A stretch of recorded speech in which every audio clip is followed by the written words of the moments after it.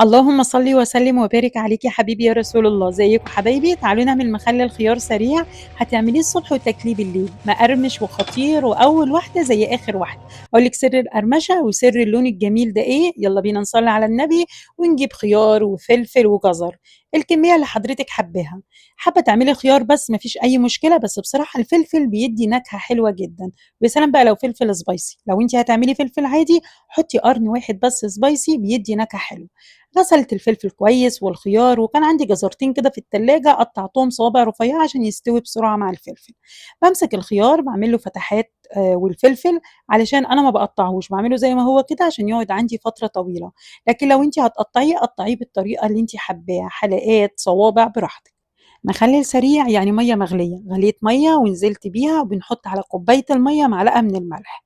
ولو عايزه تظبطي الملح اكتر يعني هتجيبي بيضه تغسليها، وبعد ما حطيتي الميه والملح تحطي البيضه في وسط الميه. لو البيضه طفت على الوش يبقى الملح كده مظبوط، ولو البيضه لسه في القاع يبقى لسه محتاج ملح. هنا انا ظبطت الملح كده تمام. حطيت معلقه صغيره من الثوم المفروم، لو عندك ثوم صحيح هتحطي فصين من الثوم بيدي نكهه حلوه.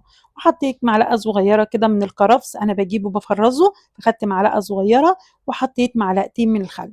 وهنا معايا شرايح من الليمون، البهار بقى معايا زعفران اللي بيدّي اللون الجميل ده، معايا كمون، معايا كزبرة ومعايا فلفل. يبقى اللي ادّى اللون الجميل للخيار الزعفران. تحطّي كمون، حطّي كزبرة، حطّي فلفل وشرايح الليمون، بس كده. قلّبي بقى الكلام ده كلّه مع بعضه. وعلى فكرة الريحة كانت خطيرة، الكرفس ومع البهار مع التوم بيدّي نكهة حلوة جدًا، جدًا. أهم حاجة بقى نجيب برطمان نكون معقّمينه كويس. بعد ما بتغسلي البرطمان بتلفلفيه كده حوالين نار البوتاجاز من بعيد عشان يتعقّم من جوّه. بعد كده باجيب البرطمان باحط الخيار فيه وبانزل بقى بالمحلول كده تمام التمام.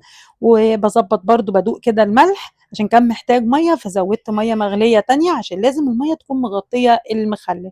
باجيب غطا كده عشان يغطّس لي المخلل لتحت، وباقلّب باقفل وباقلّب البرطمان أرُجّه كده من فوق لتحت. وكده ما شاء الله خطير يا جماعة، تعمليه الصبح تاكليه بالليل تحفة، تحفة، تحفة.